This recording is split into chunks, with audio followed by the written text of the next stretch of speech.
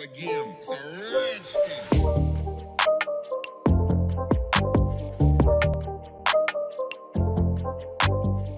Bonjour et bienvenue sur Pizza Media, votre chaîne préférée. Si c'est la première fois de me découvrir, n'hésitez pas. Je fais les débats et commentaires avec analyse. Donc vous êtes bienvenus sur ma chaîne. Donc n'oubliez pas de vous abonner, liker et partager l'information. Voilà. Je parle aujourd'hui du chef de la famille, la tête, le patron, oui. C'est Dieu lui-même qui lui a établi comme chef. Il s'agit bien de l'homme. Cette autorité a pour origine divine. Donc à la fin de cette vidéo, je vais vous faire découvrir pourquoi les hommes meurent plus vite que leurs femmes. C'est le thème du jour. Ensuite, la réaction de mes interlocuteurs. Et enfin, la réaction du révérend pasteur Marcelo par rapport à ce même thème. Comme chaque chose a ses conséquences, donc la chefferie que Dieu a donnée à l'homme est un grand poids, un gros fardeau sur lui. Donc l'homme et cette personne-là, après mariage, doivent fonder en bon et due forme sa famille. Maintenant, qu'est-ce qui cause alors leur décès avant leur femme? Écoutez, le plus grand problème qui entraîne ou qui fait que les hommes cassent vite la pipe, c'est le stress. Maintenant, quelle est la cause de ce stress en ces hommes? D'abord, il y a les femmes elles-mêmes. Mon mari, je veux ça, je veux ceci, et chaque jour, les mêmes répétitions. Et ça ne laisse pas l'homme tranquille. La seconde cause, c'est ses enfants. Il y a les scolarisations et puis leurs besoins. Papa, je veux ça, je veux ça là, je veux ceci. Et ça tourne ses méninges. Parce qu'il a retenu que de nos jours, la scolarisation des enfants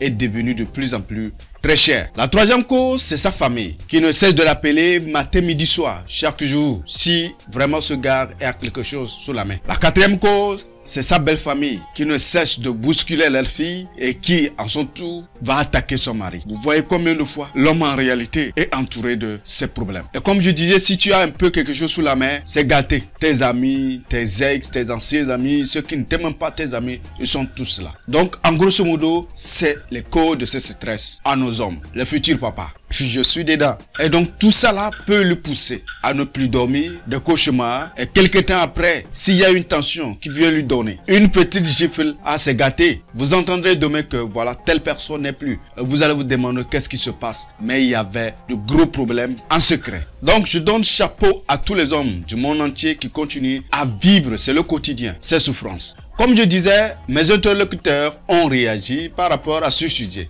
Ils ont donné les points de vue et je tiens à les acclamer. Le premier, franchement, les hommes souffrent. Tout repose sur les épaules. C'est très dur, mais ils restent forts pour le bien-être de leur famille. Surtout avec la charité de la vie actuelle, ils sont à saluer. Que Dieu vous soutienne toujours.